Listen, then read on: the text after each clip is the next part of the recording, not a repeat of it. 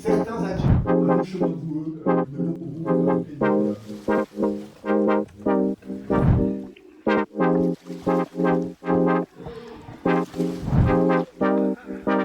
Good afternoon भाई लोगों। इतने सारे क्वेश्चंस हैं मेरे पास अपने दिमाग के लिए जो मुझे अपने आप को आंसर करने हैं। तो भाई डर लग रहा था, मैं क्या करूँ नहीं करूँ, तो मैंने सोचा कि क्यों ना मैं इन सब क्वेश्चनों को आंसर करूँ कैमरे पे।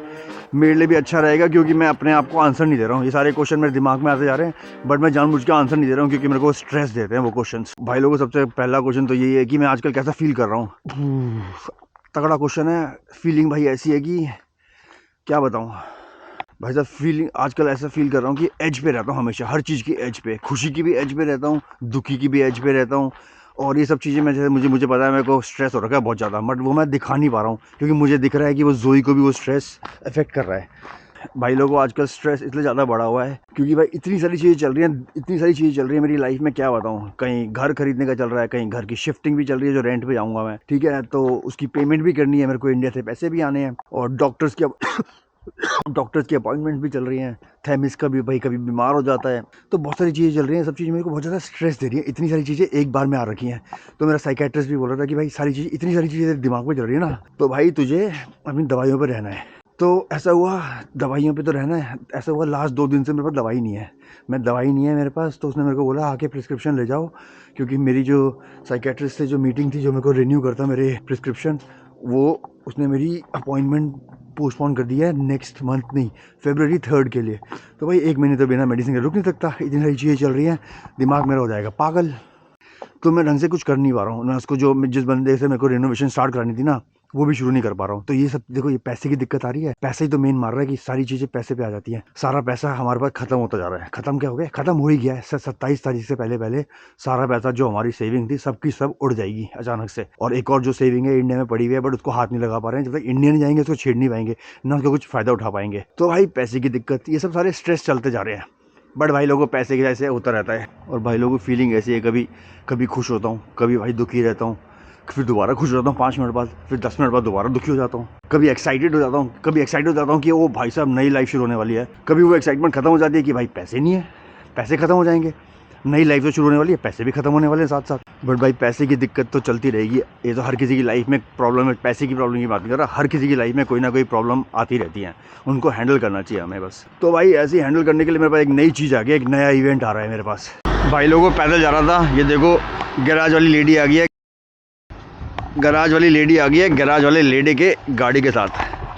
तो भाई लोगों, मैं कह रहा था टेंशन ऐसे तो चलती रहती हैं, बट ऐसा एक इवेंट आ रहा है हमारी लाइफ में कि जो मैंने भाई पहले भी फेस कर चुका हूँ। ऐसे मेरे पास 2 इवेंट आ चुके हैं इस वाली कंट्री में लैंड करने के बाद। ऐसे 2 इवेंट हो चुके हैं, अब तीसरा इवेंट दोबारा आएगा मेरे पास। ऐसा तीसरा इवेंट जब आएगा तो मेरे को एक्साइटमेंट दे रहा है वो तीसरा इवेंट। मेरे को क्या, अकेले जोई को भी एक्साइटमेंट दे रहा होगा वो तीसरा इवेंट। उस इवेंट के बारे में भाई तुम्हें बताता हूँ मैं ब्रेक के बाद। अभी मैं कुछ खाना पीना खा लेता हूँ, फिर तुमसे दोबारा बात करता हूँ उस इवेंट के बारे में। उस इवेंट की डेट भी आ गया, उस इवेंट का सारा कुछ तैयारी चलनी शुरू हो गई है हमारी।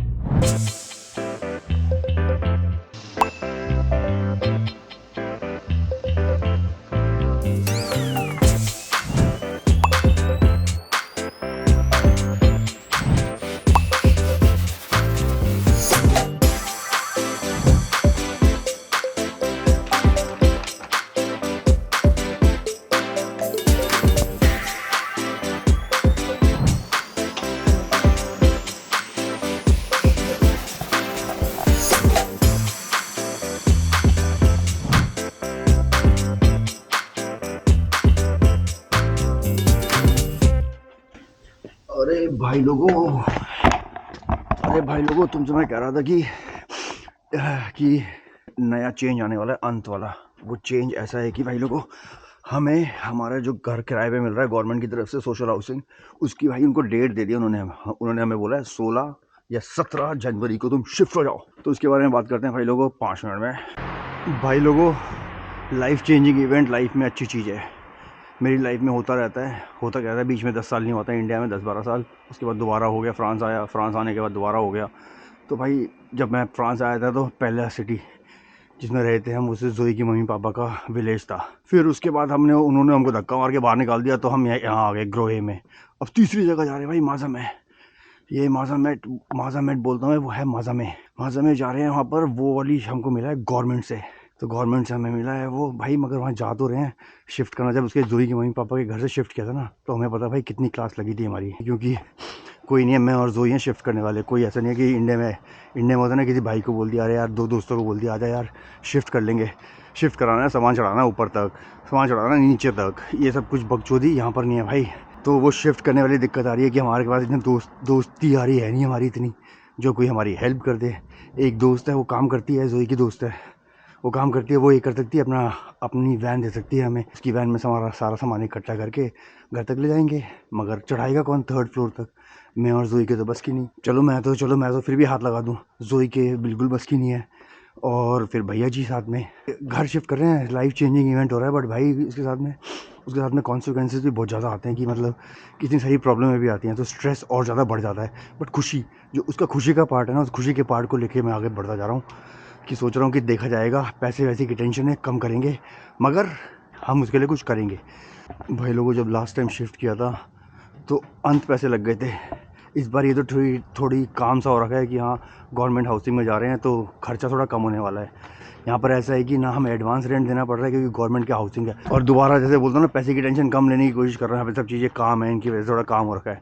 बट जैसे ही भाई पैसे का नाम आता है ना, वैसे ही भाई डर दोबारा शुरू हो जाता है। पैसा पैसा पैसा पैसा हर चीज़ नहीं। मैंने अपनी ज़िंदगी में कभी पैसे को वैल्यू नहीं दी है इतनी, कि पैसा होना चाहिए भाई, ये नहीं बोल रहा कि पैसा नहीं होना चाहिए, पैसा जीने के लिए बहुत ज़्यादा ज़रूरी है।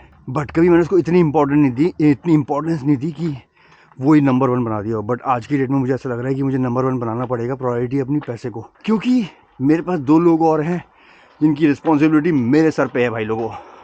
पहले मैं अकेला हुआ करता था, तो मेरी रिस्पॉन्सिबिलिटी मेरी अकेले की थी, अब 2 बंदों की हो गई है। तो भाई ये टेंशन है, बढ़ती जा रही है टेंशनें। जैसी पैसे की बात आती है, वैसे मुझे अपना घर याद आ जाता है, जो हमने ख़रीदा है उसको रेनोवेट कराना है। तो भाई वहीं से डर होना शुरू हो जाता है, और भाई लोगों मैं डर रहा हूँ और डर गया।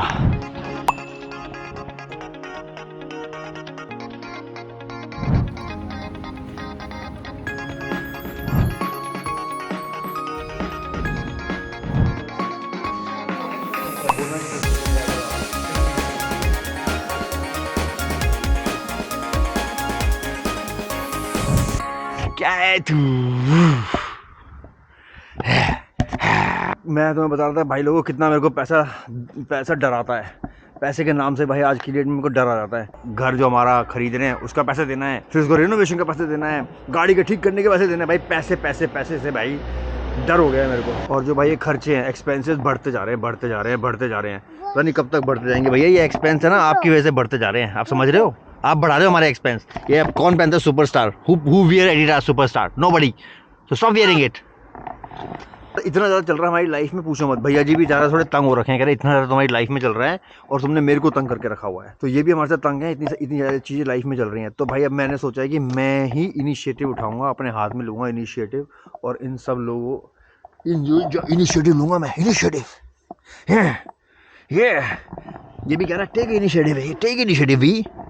तो भाई लोगों, मेरे को इनिशिएटिव लेना पड़ेगा खुद ही अपनी सिचुएशन ठीक करने के लिए। तो भाई मेरे पास ना अभी एक अपना पर्सनल प्रोजेक्ट है, जो मैं उस पर काम करना शुरू कर रहा हूँ। वो पर्सनल प्रोजेक्ट ऐसा है कि वो हमारी सिचुएशन ठीक कर देगा। हमारी सिचुएशन अभी एकदम से ठीक नहीं करेगा, हमारी धीरे धीरे एक लेवल पे आ जाएगी, ठीक हो जाएगी। क्योंकि जो हमारी सेविंग्स थी, सेविंग्स खत्म हो गई हैं। सेविंग्स से जो दूसरी सेविंग है वो हमको पैसा लाती नहीं है, वो बस एक एसेट है हमारी। वो एसेट को बेच के हमको अपना घर बनाना है। बट एसेट हमारी अभी एसेट ही तो बची हुई है। जो सेविंग थी यहाँ से इनकम आती थी हमारी हर महीने की, वो खत्म हो गया भाई लोगों। अब एसेट बचा हुआ है हमारे पास एक और एसेट हमने खरीद लिया है। तो अब हम फंस गए इस चक्कर में कि हमारे पास सैलरी नहीं है, हमारे पास इनकम नहीं है। उस इनकम का जुगाड़ करने के लिए मैंने इन्वेंट किया है अपना एक पर्सनल प्रोजेक्ट। जैसे यहाँ पर भाई पोलमपुआ वाले बोलते हैं, फ्रांस ट्रवाई होता है अनएम्प्लॉयमेंट ऑफिस। वो बोलता है भाई अपने ऊपर काम करो, अपना प्रोजेक्ट बताओ, तुम्हारा प्रोजेक्ट क्या है नेक्स्ट। तो मेरा प्रोजेक्ट तो लंबा प्रोजेक्ट तो ये है कि मैं ट्रक चलाना चाहता हूँ। मगर अभी के लिए मैं अपना प्रोजेक्ट चेंज कर रहा हूँ थोड़े दिन के लिए, जब क्योंकि हमारी सिचुएशन थोड़ी ख़राब हो गई है। तो मेरी स्पेशलिटीज़ जो हैं, मैं उस वाली स्पेशलिटीज़ में आके अपनी सिचुएशन ठीक करूँगा भाई लोगों। हाँ अपनी सिचुएशन मैं ठीक करूँगा, और भैया जी आप ठीक हो? हाँ आप ठीक हो? ये भाई लोगों तुम्हारी, अब मैं इस सिचुएशन, जो मेरा पर्सनल प्लान है, मैं तुम्हें उसके बारे में बताऊँगा नेक्स्ट वाले ब्लॉग में। तो हम करते हैं बाय बाय भैया बाय